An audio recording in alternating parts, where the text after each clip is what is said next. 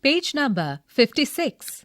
Chapter 5, Pappachi Moth by Arundhati Roy. Guess the meaning of the following expressions from the context.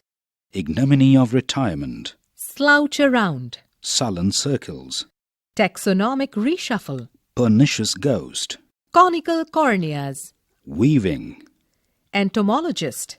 lepidopterists. Mammachi had started making pickles commercially soon after Pappachi retired from government service in Delhi and came to live in Ayamenam. The Kottayam Bible Society was having a fair and asked Mammachi to make some of her famous banana jam and tender mango pickle. It sold quickly, and Mammachi found that she had more orders than she could cope with. Thrilled with her success, she decided to persist with the pickles and jam and soon found herself busy all year round. Pappachi, for his part, was having trouble coping with the ignominy of retirement. He was 17 years older than Mammachi and realized with a shock that he was an old man when his wife was still in her prime. Though Mammachi had conical corneas and was already practically blind, Pappachi would not help her with the pickle making because he did not consider pickle making a suitable job for a high-ranking ex-government official.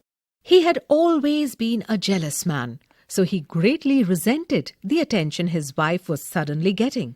He slouched around the compound in his immaculately tailored suits, weaving sullen circles around mounds of red chilies and freshly powdered yellow turmeric, watching Mammachi supervise the buying, the weighing, the salting and drying of limes and tender mangoes. Page number 57. Every night he beat her with a brass flower vase. The beatings weren't new. What was new was only the frequency with which they took place. One night, Pappachi broke the bow of Mammachi's violin and threw it in the river. Then Chaco came home for a summer vacation from Oxford. He had grown to be a big man and was, in those days, strong from rowing for Balliol. A week after he arrived, he found Pappachi beating Mammachi in the study. Chaco strode into the room, caught Pappachi's vase hand and twisted it around his back. "I never want this to happen again," he told his father. "Ever." For the rest of that day, Pappachi sat in the veranda and stared stonily out at the ornamental garden, ignoring the plates of food that Kuchu Maria brought him. Late at night, he went into his study and brought out his favorite mahogany rocking chair. He put it down in the middle of the driveway and smashed it into little bits with a plumber's monkey wrench. He left it there in the moonlight, a heap of varnished wicker and splintered wood. He never touched Mammachi again, but he never spoke to her either as long as he lived. When he needed anything, he used Kuchu Maria or baby Kochamma as intermediaries.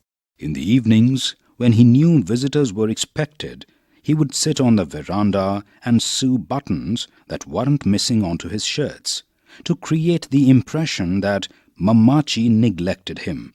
To some small degree, he did succeed in further corroding Ayamenam's view of working wives.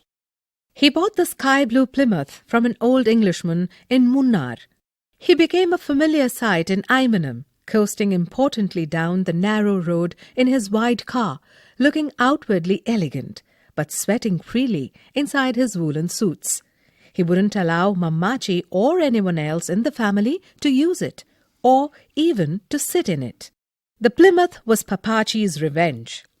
Pappachi had been an imperial entomologist at the Pusa Institute. After independence, when the British left, his designation was changed from imperial entomologist to joint director entomology. Page number 58. The year he retired, he had risen to a rank equivalent to director. His life's greatest setback was not having had the moth that he had discovered named after him. It fell into his drink one evening while he was sitting in the veranda of a rest house after a long day in the field.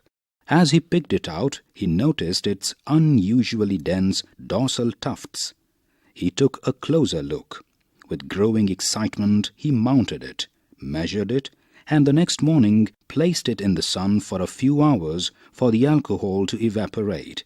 Then he caught the first train back to Delhi, to taxonomic attention and, he hoped, fame. After 6 unbearable months of anxiety, to Pappachi's intense disappointment, he was told that his moth had finally been identified as a slightly unusual race of a well-known species that belonged to the tropical family, Limontridae. The real blow came 12 years later, when, as a consequence of a radical taxonomic reshuffle, lepidopterists decided that Pappachi's moth was in fact a separate species and genus hitherto unknown to science. By then, of course, Pappachi had retired and moved to Imanam. It was too late for him to assert his claim to the discovery. His moth was named after the acting director of the Department of Entomology, a junior officer whom Pappachi had always disliked. Been ill-humoured long before he discovered the moth, Pappachi's moth was held responsible for his black moods and sudden bouts of temper. Its pernicious ghost, grey, furry, and with unusually dense dorsal tufts, haunted every house that he ever lived in. It tormented him and his children and his children's children. Until the day he died, even in the stifling Imanam heat, every single day, Pappachi wore a well-pressed 3-piece suit and his gold pocket watch. On his dressing table, next to his cologne and silver hairbrush, he kept a picture of himself as a young man, with his hair slicked down, taken in a photographer's studio in Vienna, where he had done the 6-month diploma course that had qualified him to apply for the post of imperial entomologist. It was during those few months they spent in Vienna that mammachi took her first lessons on the violin. Page number 59. The lessons were abruptly discontinued when mammachi's teacher, N.C.E.R.T Tyfenthal, made the mistake of telling Pappachi that his wife was exceptionally talented and, in his opinion, potentially concert class. Mammachi pasted in the family photograph album the clipping from the Indian Express that reported Pappachi's death. It said, "Noted entomologist Sri Benan John Ipe, son of late Reverend E. John Ipe of Imanam, popularly known as Punyan Kunju, suffered a massive heart attack and passed away at the Kottayam General Hospital last night. He developed chest pains around 1:05 a.m. and was rushed to hospital. The end came at 2:45 a.m. Sri Ipe had been keeping indifferent health since last 6 months. He is survived by his wife Shoshama and 2 children. At Pappachi's funeral, Mammachi cried and her contact lenses slid around in her eyes. Ammu told the twins that Mammachi was crying more because she was used to him than because she loved him. She was used to having him slouching around the pickle factory and was used to being beaten from time to time. Ammu said that human beings were creatures of habit, and it was amazing the kind of things they could get used to. You only had to look around you, Ammu said, to see that beatings with brass vases were the least of them. About the author. Arundhati Roy, an architect by training, is a novelist and screenwriter. Her first novel, The God of Small Things, from which this extract has been selected, is the winner of the 1997 Booker Prize, a prestigious literary award. She now lives in New Delhi and is an activist. Page number 60. Understanding the text. 1. Comment on the relationship shared by Mammachi and Pappachi. 2. How does Mammachi stand out as an independent and resilient woman in the text? 3. Why does John Ipe consider retirement to be a dishonor? 4. What was the underlying reason for John Ipe's disgust with the world? Talking about the text. Discuss in pairs. 1. Chaco's firmness in dealing with the irrational behavior of his father. 2. The contrast between the outward elegance of a person and his private behavior. 3. Approval from the outside world and approval within the family. Appreciation. 1. How does the author succeed in raising crucial social issues not through open criticism but through subtle suggestion? 2. Within a few pages, the author has packed the important events in the lives of John Ipe and his wife. Discuss how conciseness and economy of expression can achieve effective portrayal of entire lives. 3. Identify instances of ironical comment in the story. Language work. 1. Entomologist and lepidopterist are mentioned in the text, and you must have guessed the meanings of these words or found them out from the dictionary. Now match the kinds of scientists with the work they do. Column A. Ornithologist, gerontologist, ergonomist, dermatologist, cytologist. Column B. Study of the skin, study of cells. Page number 61.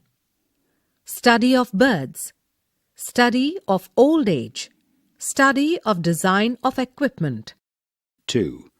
A short report announcing the death of a person in a newspaper is called an obituary.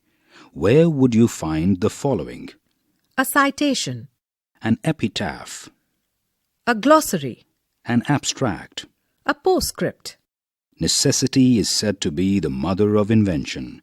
Listen to this piece on the invention of the Braille system to help the visually impaired. Reading for the blind. Until 1819, learning material for the blind was provided by using letters of the alphabet made of wood, lead, twigs, or sometimes pins arranged in large pincushions. The Royal Institute for Young Blind Persons in Paris used 3-inch deep letters made from cloth. In 1918, a 10-year-old blind boy named Louis Braille enrolled at the institute. It was around this time that Captain Barbier de la Serre devised an alphabet of raised dots and dashes embossed on strips of cardboard. He called it night writing because soldiers could use it to read with their fingertips when in action at night. His system, however, was not a success because it was too complicated. It used an arrangement of 12 dots to each letter. Braille, now a teenager, became interested in this system. He simplified it and developed the present internationally used Braille system.